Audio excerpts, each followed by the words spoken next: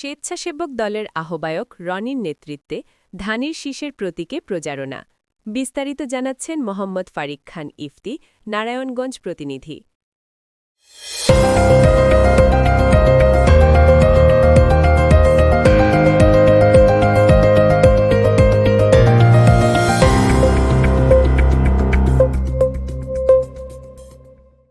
৫ ফেব্রুয়ারি রোজ বৃহস্পতিবার ১২ নম্বর ওয়ার্ডের স্বেচ্ছাসেবক দলের আহ্বায়ক মোহাম্মদ রনির নেতৃত্বে ধানের শীষের প্রতীকে প্রচারণায় ও লিফলেট বিতরণ করেন।